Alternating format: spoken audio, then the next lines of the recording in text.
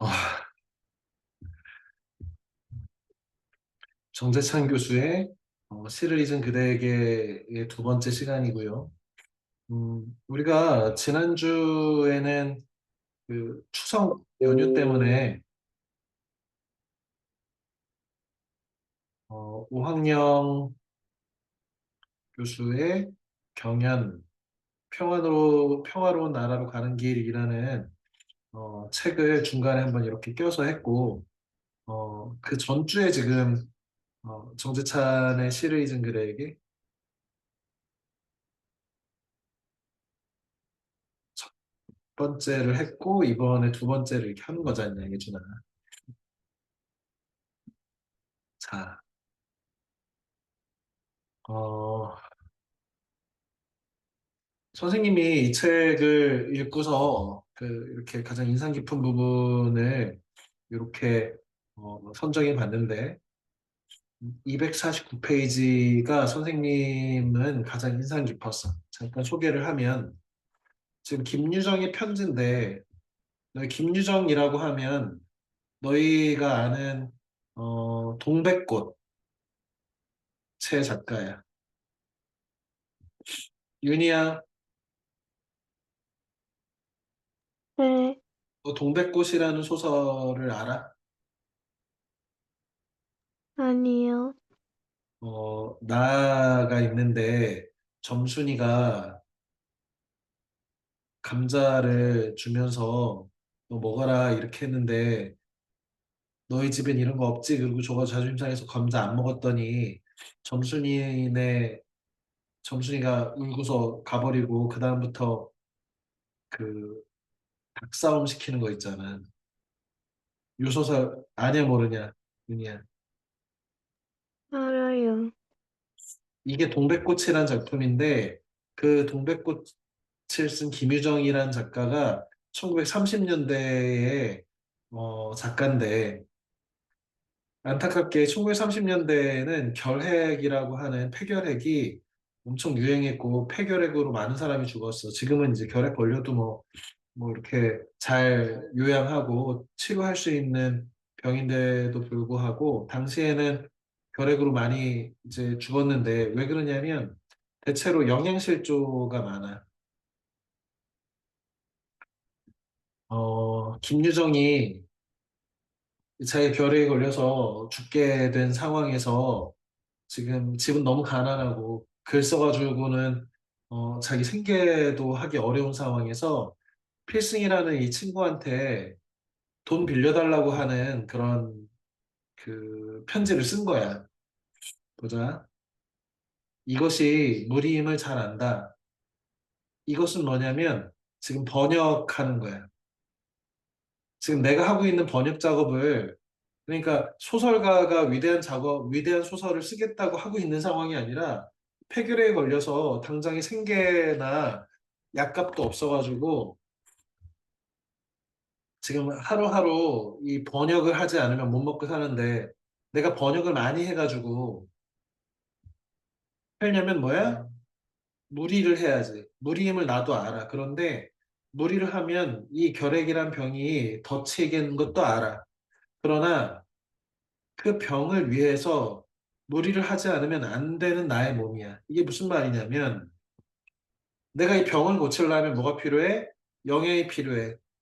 쉽게 말하면 단백질이 필요한 거예요. 그런데 돈이 없어가지고 지금 먹을 것이 없어가지고 허약해가지고 그러니 내가 이 그 번역을 무리해서라도 오히려 몸이 더 아프면서까지 해서 우선 닭을 한 30마리를 백숙으로 구워 먹겠대. 단백질 보충도 하고 몸 건강하게. 그리고 땅꾼.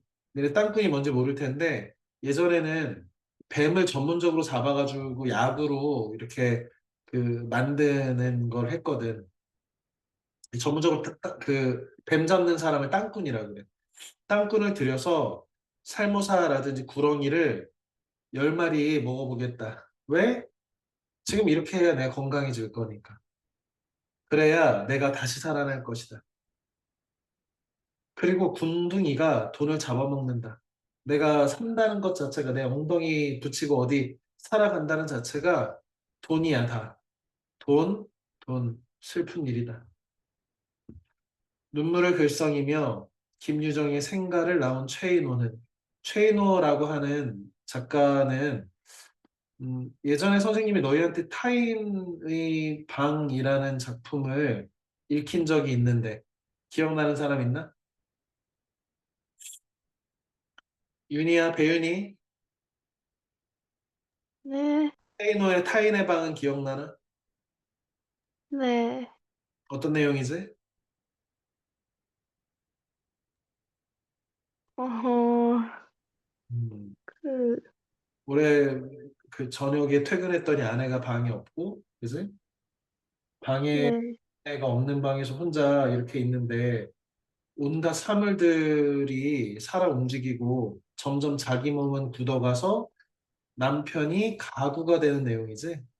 음. 네, 그래서 다시 아내가 돌아오고 그 가구를 잠깐 사랑하다가 같이 뭐 이렇게 실증 나서 처박아 버리고 다시 나가는 그런 순환 구조의 환상적인 판타지 작품인데 그 소설을 쓴 최인호는 당대 최고의 작가 중에 한 명이고 돌아가신 지는 좀 됐습니다. 김유정의 생가를 나온 최인호는 동행한 함군이라는 사람에게 50년 전의 과거로 돌아가고 싶다고 말했대. 그리고 이렇게 글을 맺었다. 갈 수만 있다면 가난이 릴케의 시처럼 위대한 장미꽃이 되는 불행한 가난뱅이의 젊은 시절로 돌아가고 싶다. 이 자체가 굉장히 시적인 표현이지. 릴케는 마레라이너 릴케라고 하는 그 독일의 시인인데 돌아갈 수만 있다면 지금 이 책을 읽은 친구들은 알겠는데 이 최인호가 암에 걸려가지고 자기도 이제 살 날이 얼마 안 남은 상태인데 김유정의 그 이렇게 간절한 소망이 담긴 이 저 편지를 읽으면서 김유정의 생각에서 나온 거잖아요. 안타깝게도 김유정은 저렇게 무리해가지고 결국에는 죽었지. 병들어서 위대한 작품을 써보고 싶다고 했는데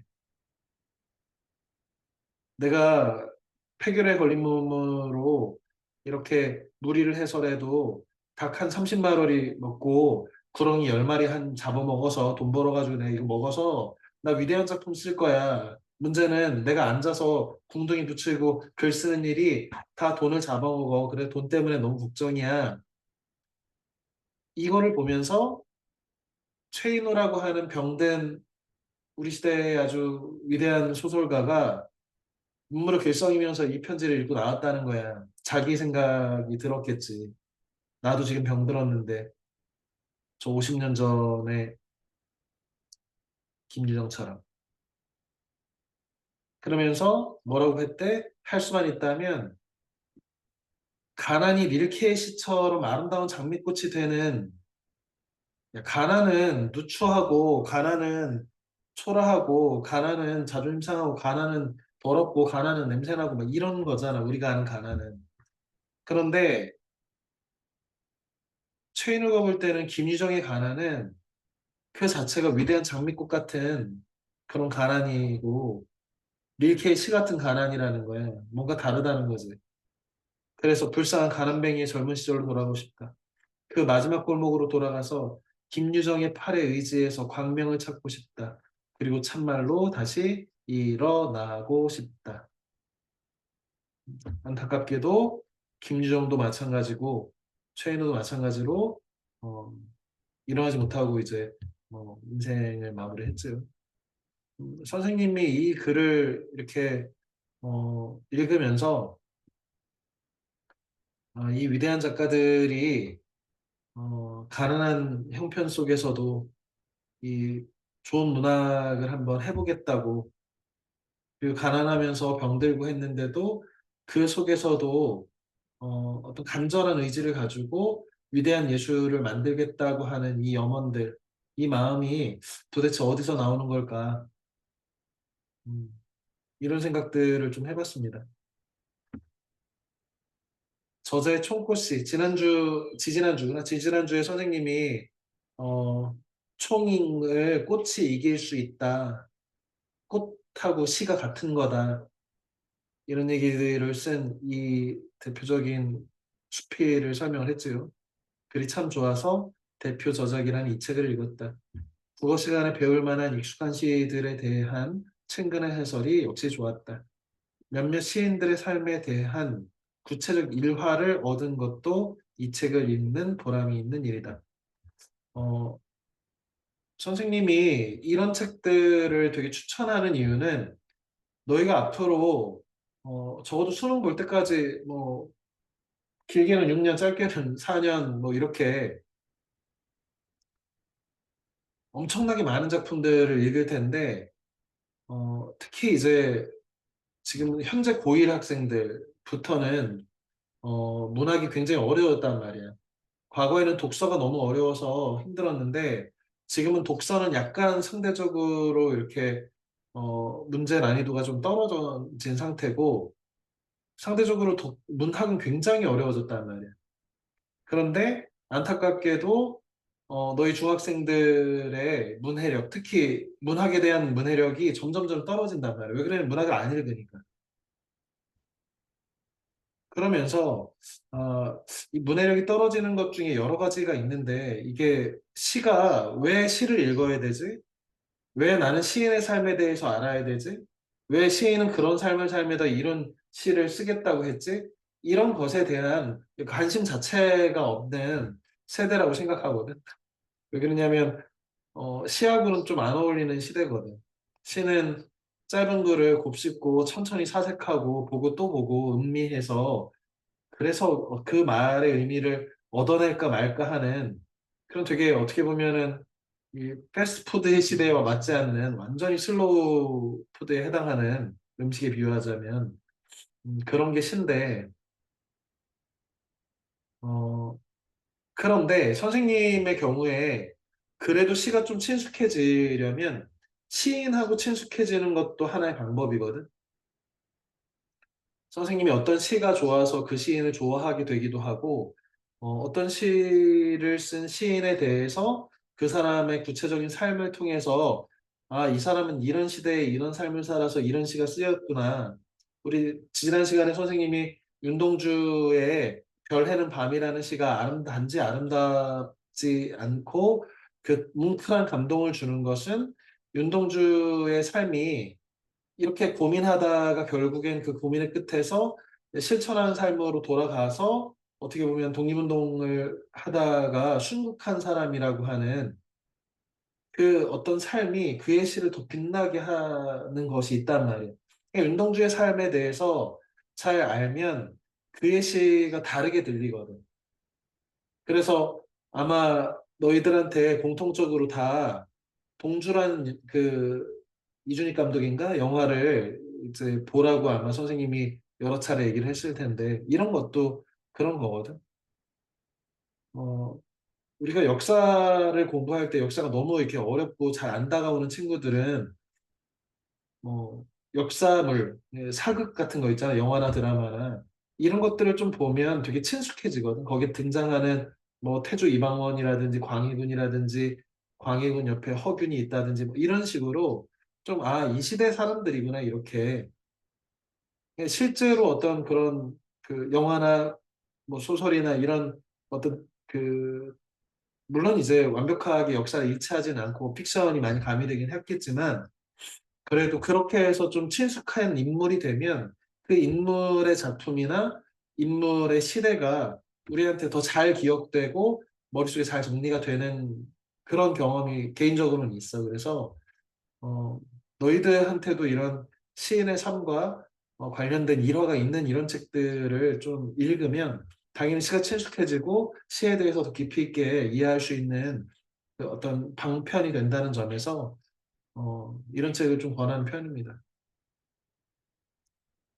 어, 신경림 시인, 신경림 시인 재작년에 돌아가신 걸로 기억나는데, 봅시다. 아버지의 그늘. 거울보다 놀랐다. 앞에 부분이 이제 전략이지, 앞이 잘려 있고.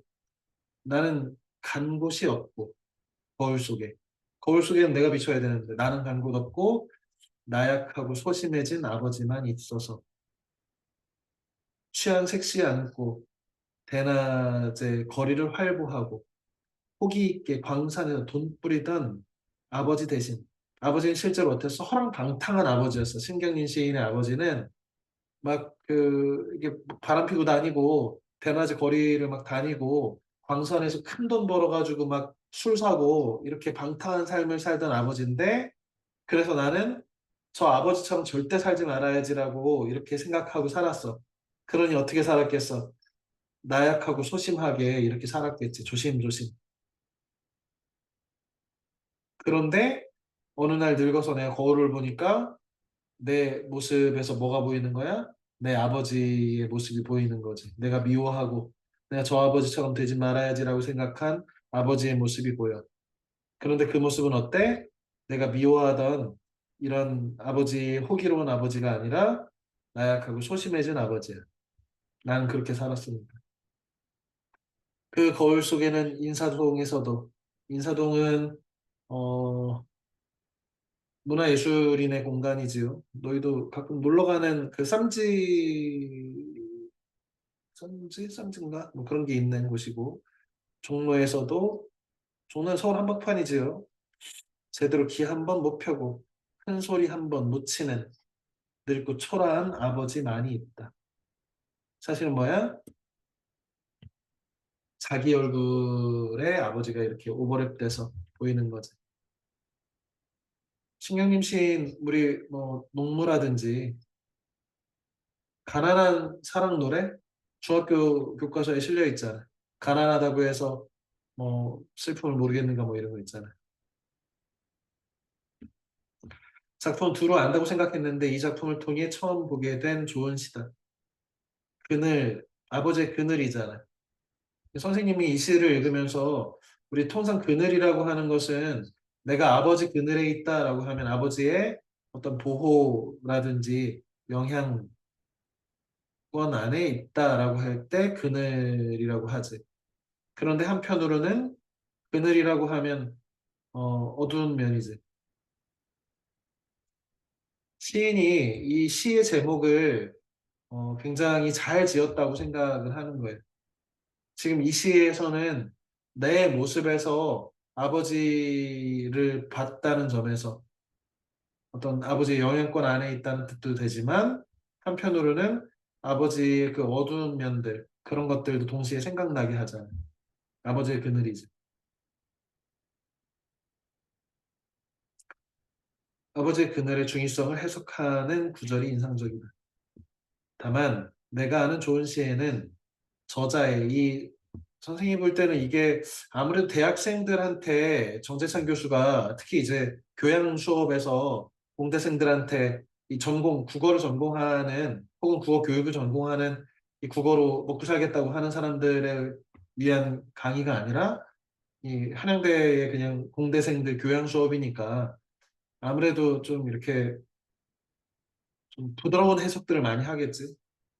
그런 강의록을 묶은 책이고 그 다음에 정지성 교수가 이렇게 강연하는 걸 보면 대체로 이렇게 좀 따뜻한 마음을 가지고 있는 사람 같이 보였어. 그래서 아, 이 저자의 이런 착한 눈에는 포착되지 않는 삶의 진실이 있을 텐데 그러니까 해석들이 너무 좀 밝고 건전하고 아름다운 해석들이 좀 있었어.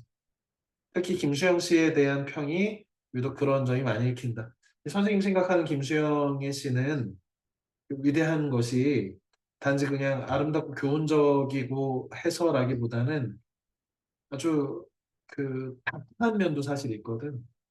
자신의 음험하고 자신의 결점, 자신의 오류, 자신의 어떻게 보면은 되게 실망스러운 모습들 이런 것들을 되게 과감하게 가감 없이 공개한다는 점에서 굉장히 어떻게 보면 읽기가 거북한 시들도 되게 많은데 그런 시에 대한 그런 평보다는 되게 어떻게 보면 뽀송뽀송한 평들이 많아서 이런 것들은 이 책이 갖는 좀 약점이기도 하겠다라는 생각을 했습니다. 음, 정재찬 교수 이게 멋진 사진이 있네요. 어, 이 출판사에서 이렇게 그 선생님도 홍보 자료를 보다가 이 책에 대해서 이렇게 찾아보다가 이렇게 읽는 어, 건데 이 말은 되게 멋있는 것 같아. 당신의 삶이 바로 시다. 음. 시는 문학이고 문학은 예술인데 삶 따로 문학 따로 예술 따로 있는 것이 아니라 삶이 예술이라는 점. 너희 한 사람 한 사람 한 사람의 하루하루가 그 누구와도 같지 않잖아. 예술이라고 하는 것은 아주 중요한 특징 하나가 개별성이라는 건데 똑같지 않은 것. 예를 들어서 누가 그림 그리면 선생님이 베껴서 그리면 그건 예술 아니잖아.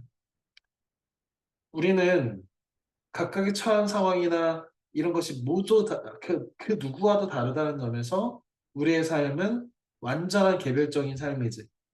닮아 있기는 하지만. 그래서 각각의 삶을 살아가는 것이 하나의 예술 작품을 만들어내는 일하고 다르지 않고 그런 면에서 시 역시 우리의 삶을 반영하고 또 그지?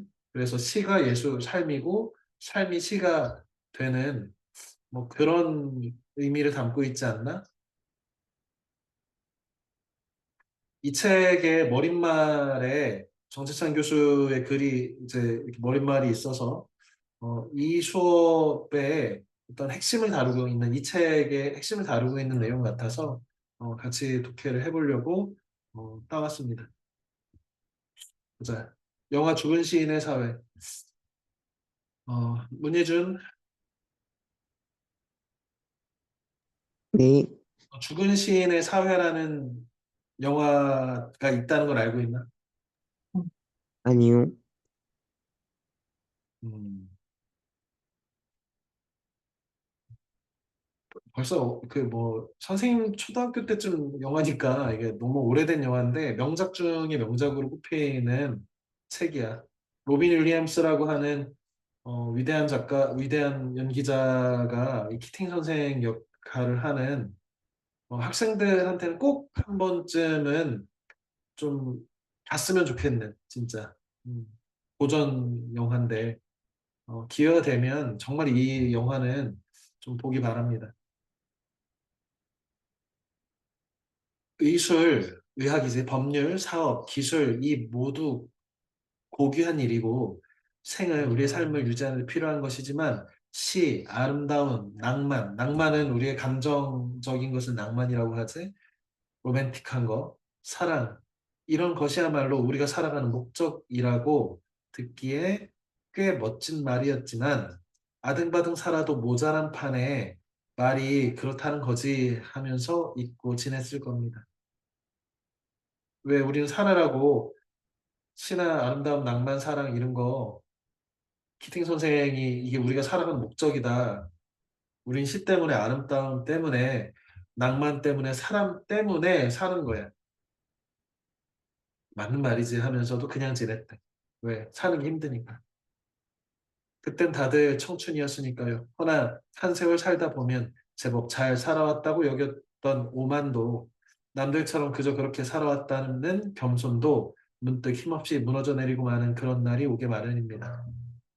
왜? 삶에 대해서 돌아보고 성찰하면 허무하지, 무상하지. 채울 틈도 없이 살았던 내 삶에 헛헛한 빈틈들이 마냥 단단한 줄만 알았던 내 삶의 성벽들을 간단히 무너뜨리는 그런 날. 그때가 되면 누구나 호루하게 묻곤 합니다. 사는 게 뭐 이러냐고.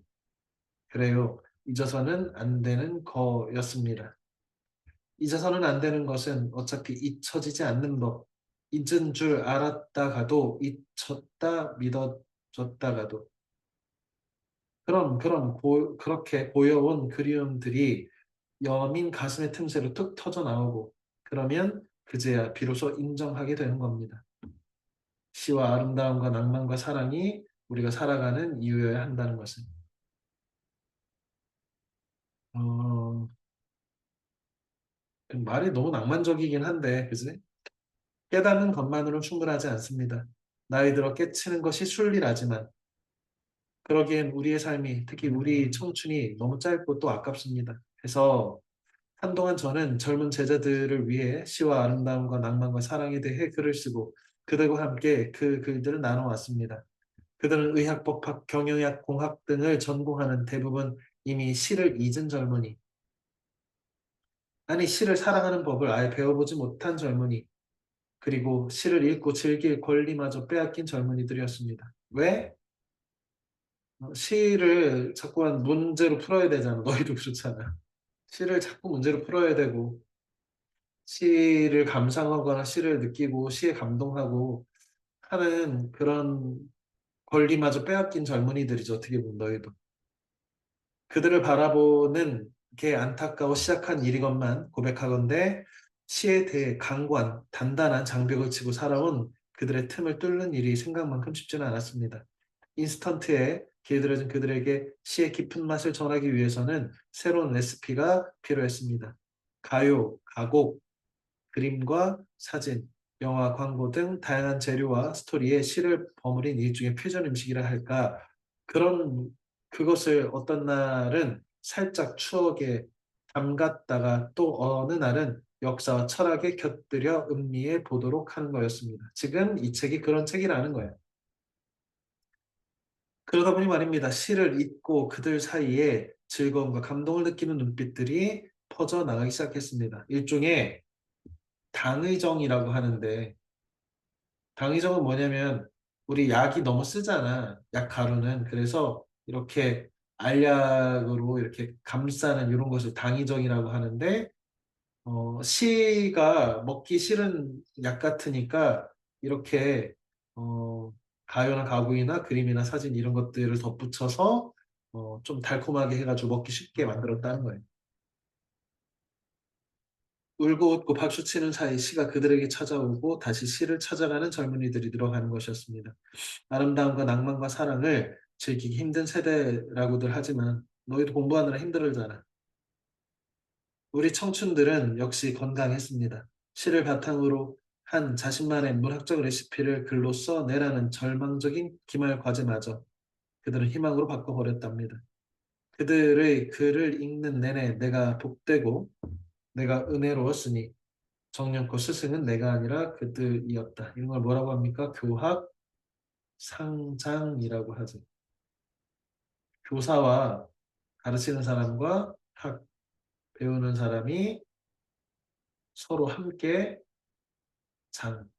성장한다. 그 기쁨과 기대가 그들과 함께한 글들을 추리고 모으게 했습니다. 그리고 이제 감히 대학 입시 때문에 지금도 억지로 시를 공부하는 학생이든 시를 향유하는 자리에서 소외된 노동하는 청년이든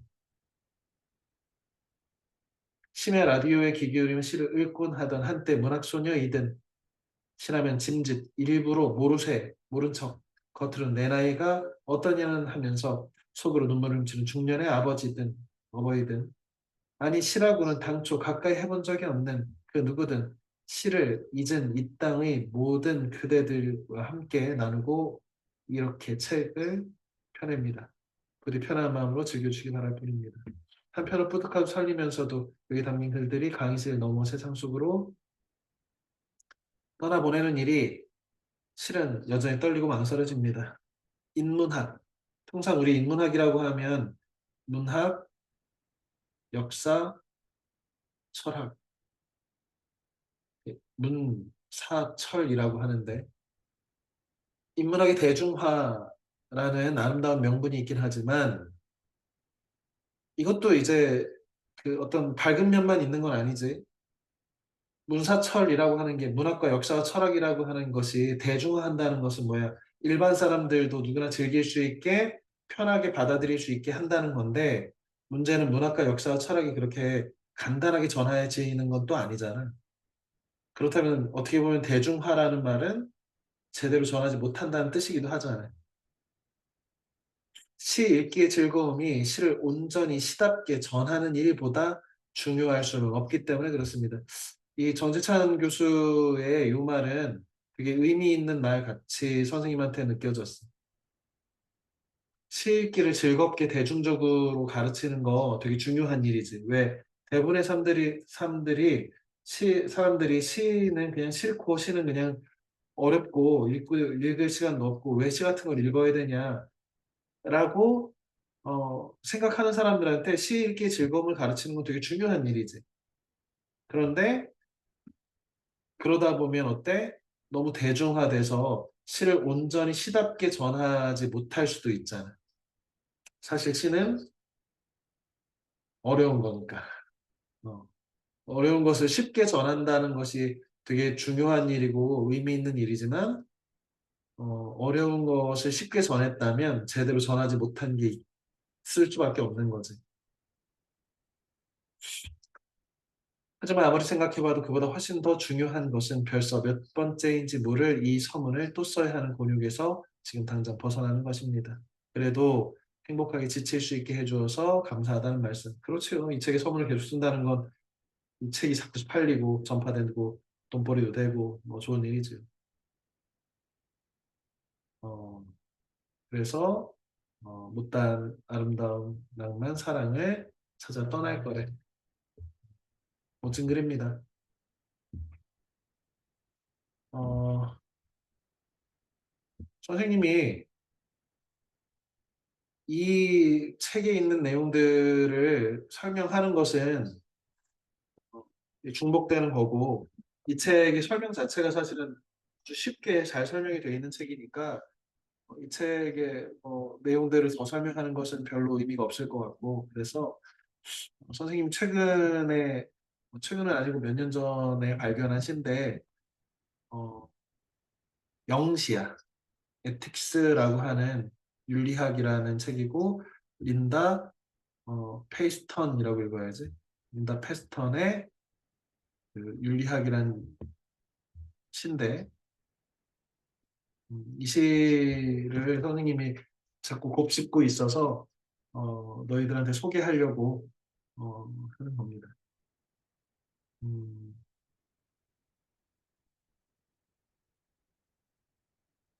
윤리학 린다 페스턴 아주 오래전 윤리학 시간 윤리학은 뭐 요즘으로 치자면 너희들한테 도덕 시간, 윤리 시간 선생님께서는 가을이 오면 늘 이런 질문을 하셨다. 만약 미술관에 불이 난다면 여러분은 어느 쪽을 구하겠어요? 렘브란트의 그림. 렘브란트는 네덜란드의 화가고 자화상이 엄청 유명하지. 어, 그리고 야경 이런 작품들. 그 인류의 위대한 그 문화재잖아. 문화유산이지. 이 렘브란트의 위대한 그림과 어차피 살 날이 많이 남지 않은 할머니 중에 미술관에 불이 나면 렘브란트 그림과 이제 오래 사신 할머니 중에 누굴 구할 거냐? 둘 중 하나만 구할 수밖에 없다면. 대학교 윤리학 시간에 선생님이 혹은 고등학교 윤리학 시간에 선생님이 이런 딜레마 상황의 문제를 낸 거지. 너는 누굴 구할래? 이렇게. 그림이고 노년이고 별 관심이 없던 우리는 딱딱한 의자에 불편하게 앉아 어떤 해는 생명을 어떤 해는 예술을 늘 내키지 않은 마음으로 선택했다. 왜? 막연한 그냥 퀴즈 같은 거니까, 딜레마 같은 거니까. 우리 교실에서 이런 뭐 딜레마를 푸는 것은 그냥 머릿속으로만 하는 거지. 그러니 어떤 애는 그냥 생명을, 어떤 애는 예술을 이렇게. 이따금씩 그 여자는, 이 할머니 그 여자는 우리 할머니 얼굴을 하고, 그러면 어떻게 했어? 할머니 얼굴 했으니까, 아, 우리 할머니 얼굴 하고 있는 거니까 살려야 되나? 레브란트 그림 포기하고. 일상의 부엌을 떠나 어떤 바람부는 반쯤은 상상으로 지은 미술관을 배회했다. 어느 해인가 난 영리한 척 대답했다. 그 여자가 스스로 결정하도록 하면 안 될까요? 퀴즈를 푸는 또 다른 방식이지. 할머니한테 가서 물어보면 안 되나요? 당신 구할까요? 렘브란트 그림 구할까요? 린다는 책임을 회피하는구나 라고 선생님의 핀잔을 들을 만한 대답이었다. 그지? 선생님은 너한테 이 윤리적인 문제, 위대한 예술 작품과 어, 생명이 얼마 남지 않은 할머니의 그 생명 중에 무엇이 더 가치 있는가에 대한 질문이잖아. 그런데 영리한 답변을 했는데 아마 선생님이 이렇게 책임 회피한다고 핀잔할 만한 올 가을 난 진짜 미술관에서 진짜 렘브란트의 그림 앞에 나 자신 할머니가 아니면 거의 그쯤의 나이가 돼 가서 서 있었다. 액자 속의 색깔들은 가을보다 어둡고 겨울보다도 어둡다. 대지의 갈색들. 아주 눈부신 대지의 성분이지만 캔버스를 가로질러 불탄다. 그러면서 나는 깨달았어. 여인과 그림과 계절은 거의 하나이며 일단은 뭐야? 여인하고 그림, 다시 말하면 할머니의 삶, 할머니의 생명의 가치와 그림, 예술이라고 하는 것은 그리고 이 시간, 계절, 이것은 분리될 수 없는 거라고. 어떤 것은 살리고 어떤 것은 못 살리고 혹은 예술이 더 중요하다, 생명이 더 중요하다, 생명이 더 중요하다, 예술이 중요하다 이렇게 말할 수 없는 거야. 왜? 사실 하나야. 아까도 삶하고 예술이 분리될 수 없다고 그랬잖아. 그래서 그림 안에는 렘브란트의 삶이 녹아져 있는 거지.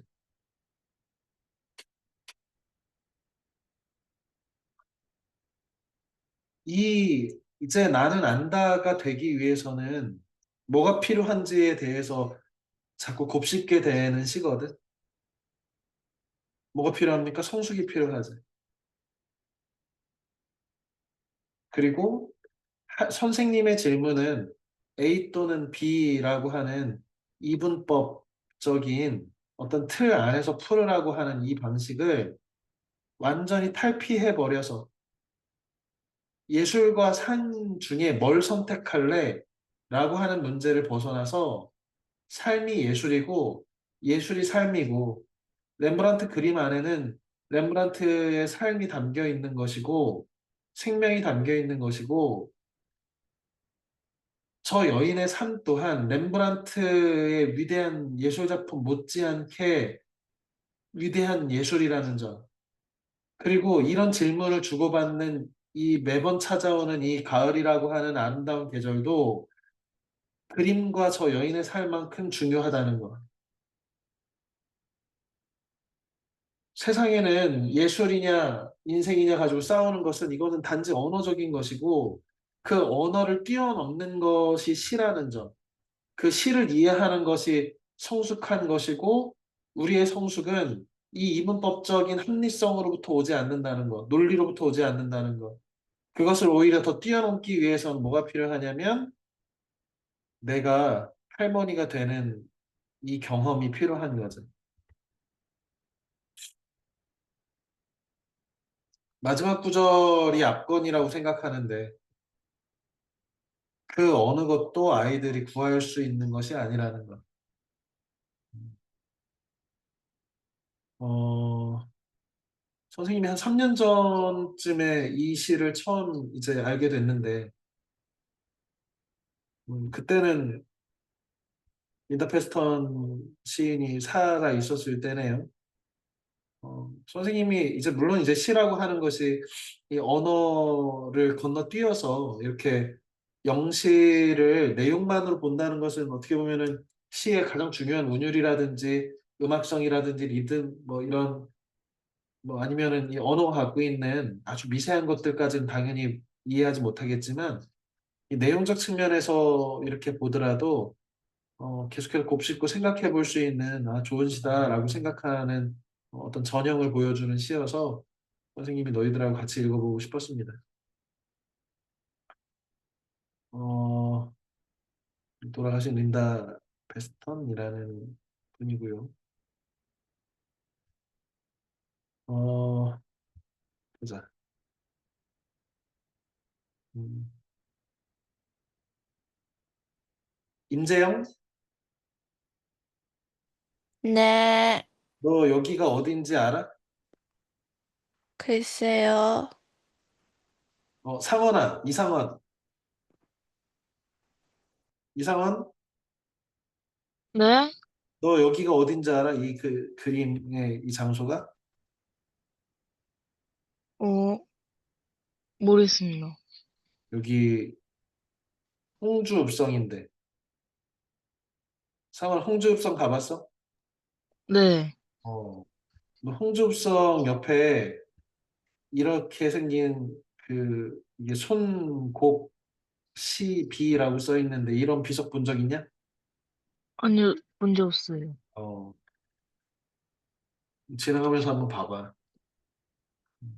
네. 선생님도 홍주성을 지금 벌써 한 세 번쯤 이렇게 왔다 갔다 하다가 그저께 발견을 했어. 음, 재영아, 임재영? 네, 홍성에 유명한 사람 누구 있어? 한용운이랑 김자진 장군. 여기에 요 옆에 한용운 동상이 있어. 네, 그건 알았어요. 한용운 동상 옆에 이게 있는 거야. 한용운 동상 옆에 뭐가 있냐면 만해 한용운 옆에 뭐가 있냐면 백야 김자진 장군 동상이 있어. 한용운 어, 동상이랑 김자진 장군 동상이 있는 건 알았는데, 다른 저 돌석이 있는 거는 몰랐어요. 비석이 그지. 비석이요. 이런 걸 시비라고 그래. 시를 적어놓은 비석이야. 음, 그래서 홍성이 자랑이지 정말. 만해 한용운 선생하고 한용 그리고 백야 김자진 장군은 정말 홍성의 자랑이야. 또 재영아 또 누가 있냐? 잠시만요. 지금 너무 많아서. 너무 많아? 네, 홍성이 많아요. 어, 저기 생가 있는 분 한 분 계시는데요. 우와, 성함이 기억 안 나는데. 고아미행로. 네, 이응도 선생님이랑. 음. 잠깐만요. 그다음에 저쪽에 가면 뭐가 있냐면 그 사육신 성삼문 네, 맞아요. 그분도 있어요. 누허지라고 해서 성삼문 선생이 태어난 곳이라고 성삼문 선생의 그 시비가 있어요. 여기 가보면. 여기도 홍성인데 선생님 이번 명절 연휴 때 일부러 찾아갔는데 되게 이렇게 좀 후미져 있는 곳에 이렇게 좀 정비가 좀 덜 돼가지고 있긴 해서 좀 안타깝더라고요. 그다음에 또 누구 있냐? 그, 최영 장군이 여기 출신이라는 거를 들었어요. 최영 장군 활터도 있고 이 성산문 유허지에서 이렇게 올라가면 최영 장군 사당이 있는데 선생님 차 끌고 이렇게 올라가는데 길이 약간 험하더라고요. 그런데 여기 개가 한 마리 묶여가지고 그 선생님 차 보고 너무 짖어가지고 무서워서 못 올라갔어. 그래. 이런 분들 이 홍주 읍성에 시비가 있는데 이 손곡이라고 하는 호를 쓰는 사람이 누구냐면 이달이라는 조선시대 시인이야. 이달은 너희가 모르는 사람들 많이 있을 텐데 이달의 제자들이 되게 유명해. 이달의 제자 중에 허난설헌이 있어. 난설헌 허초이. 난설헌의 동생인 허균이 있지. 우리 홍길동전을 쓴. 이달은 서자 출신이고 서자는 이제 첩의 자식이잖아. 그래서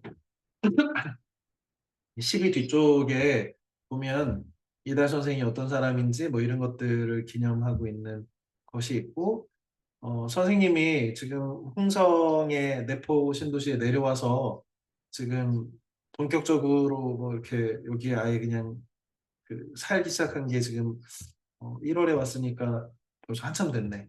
좀 있으면 1년 되겠네. 그런데 위에 있는 지금 한용운 선생이나 김자진 장군, 이응노 선생, 이응노 화백, 청산문, 최영 이런 분들이 여기 유명하고 그 옆에 예산에는 윤봉길 뭐 이렇게 유명하다 이렇게 알고 있었지만 여기 이달이 여기 출신인지를 몰랐어. 음, 너희도 고등학교 올라가면 고전시가를 배우면서 이달의 시를 어, 한 편, 두 편 정도 볼 수 있을 텐데 이달이라고 하는 조선 중기의 최고의 시인 중에 한 명인데 안타깝게도 서자 출신, 첩의 자식인데도 불구하고 이렇게 아주 깊이 있는 시를 위대한 시를 쓸 수 있는 시인이 바로 우리 동네 분이었다는 점이 자랑할 만하다고 생각해. 시비가 적혀 있는데요. 예맥 요 보리를 배는 보리를 추수하는 노래란 뜻이.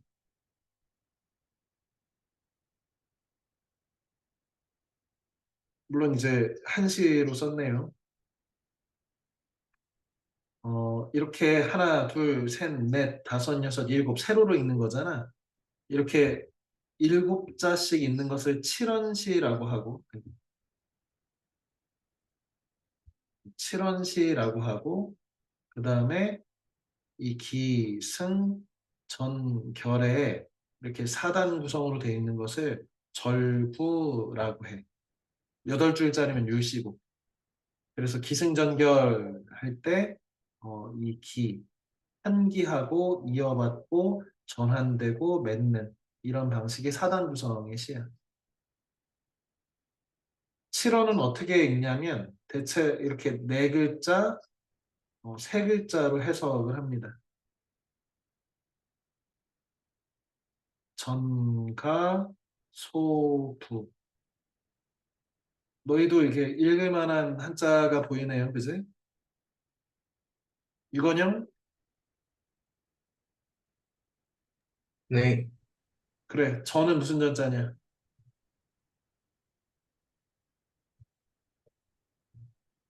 무슨 전자야? 건영.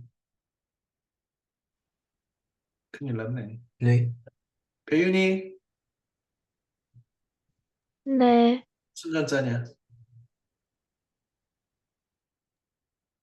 어, 가전자지? 네. 가짜는 무슨 가짜야? 일까요? 그럼 전가면 무슨 뜻이야? 같이 있는 집이니까 이렇게 해석한 거지. 시골, 밭집 이렇게. 소는 무슨 소자야? 적을 써요. 적을 쏘고 나이가 젊다 이런 뜻이지. 부는 그 며느리 붙자라고도 하는데 안악내야. 전가의 소부야. 그런데 무, 야식.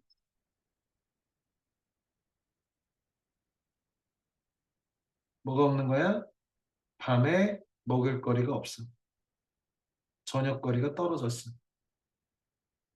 우중에 비 중에 비 내리는 중에 오늘처럼 비 내리는 중에 예맥한대.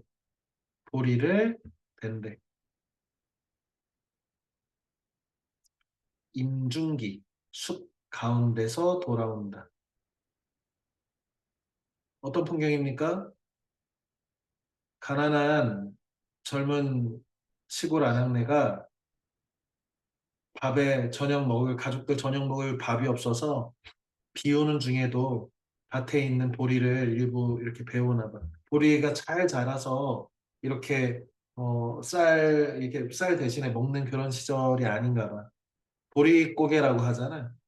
그러니까 비 오는 중에 아직 추수도 안 된 쌀을 이렇게 가져오는 풍경은 어떤 거냐면 어, 보리가 다 익어가지고 이렇게 추수하는 게 아니라 정말 굶어 죽기 직전에 배우는 거거든.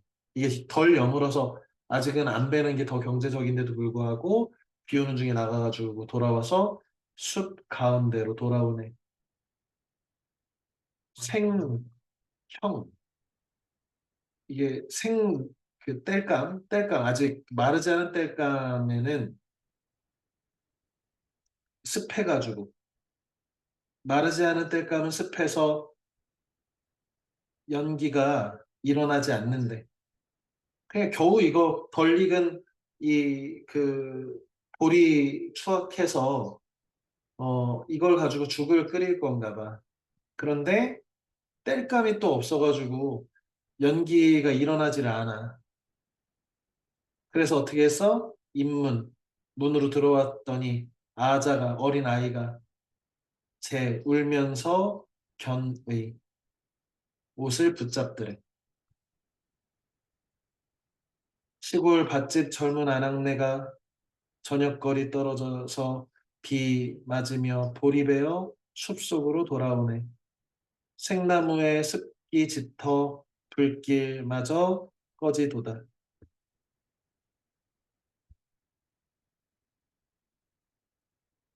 문에 들어서 어린아이들 옷자락 잡아매며 울부짖네. 어, 이달이라는 이 위대한 조선중기의 시인이 자신의 불우한 처지에서 살았지만 이 땅에 이렇게 굶주리고 힘들게 살아가는 사람들의 마음을 이렇게 아름다운 시로 적은 거지. 홍성은 이런 낭만이 있는 아름다운 도시고 아름다운 고장이고 자랑할 만한 시비가 있다는 것을 좀 뿌듯한 마음으로 생각을 했습니다. 음. 자, 다음 시간 안내하겠습니다. 지금 이게 그 오타인데 노라크루크라고 하는 사람의 책인데 이 선생님이 오타를 친 게 아니라 네이버에 이게 아마 출판한 사람이 편집자 이름인가? 이게 아무튼 이렇게 되어 있습니다. 그래서 오류가 있지만 나는 독일인입니다라고 하는 책인데 이렇게 그래픽 노블이라고 하나 그림책이야. 정말 이 책도 안 읽으면은 나쁜 인간들이야. 어렵지 않은 책이고 대신에 그렇게 가벼운 책은 아니야. 그래서 읽기는 어렵지 않고 쉽게 재밌게 읽을 수 있는 책이지만 주제는 굉장히 무거운 그 독일인의 그 나치의 홀로코스트하고 그것의 상처를 가지고 사는 다음 세대들에 대한 이야기니까 어, 선생님 생각할 때 굉장히 좋은 책이고 올해 딴 책은 정확하게 다 못 읽는 책이 있더라도 이거 한 권은 제대로 읽혔으면 좋겠다라고 생각하는 책이니까 반드시 잘 구해서 다음 시간에 이게 총 그 15장으로 구성됐는데 그중에 9장까지 읽어와. 그런데 사실은 한 번 읽으면 한두 시간이면 다 읽을 수 있는 책이어서 그냥 다 읽어왔으면 좋겠어. 다음 주, 다다음 주는 이 책을 할 거고요. 그다음에 존 스튜어트 밀의 자유론. 이 책도 두꺼운 책은 아니고 굉장히 얇은 이렇게 선생님 이렇게 주머니에 쏙 들어가는 그런 무게의 책이더라고요. 그래서 읽는데 어렵지 않을 건데 이 책도 자유란 무엇이고 민주주의란 무엇인지에 대한 성경책 같은 책이에요. 그래서 요 두 권을 미리미리 읽어서 어, 공부하기 바랍니다. 자, 고생했습니다. 굿나잇. 안녕히 쌤, 계세요. 제가 네, 드디어 안녕히 기억해냈어요. 계세요. 어서요. 네. 지금 제가 여기에 항성에 계신 분들이 음. 청산문이랑 배우 김자진, 마녀 한용운, 한성준, 이응노예요. 지금 제가 알고 있는 분들. 네? 청준? 한성준이요. 한성준은 누구야? 전통춤의 대가인데 그 어, 일제감정기 때 일본인들도 인정한 사람이래요. 저 이분을 주제로 글 썼거든요. 수행평가. 무용, 근데 이분의 정보가 진짜 없어요. 근데 뭐가 유적지가 있어? 유적지 없고요. 이분의 무덤도 홍성군에 방치해가지고 이분이 계신지도 모르고 무덤도 막 사유지라고 쫓겨나고 다른 데로 다시 묻고 그래갖고 아, 홍성, 아무도 몰라요. 홍성 너무하네. 그쵸? 그래놓고서는 홈페이지에는 한성준이라 딱 적혀 있어요. 그래, 알겠다. 안녕히 계세요.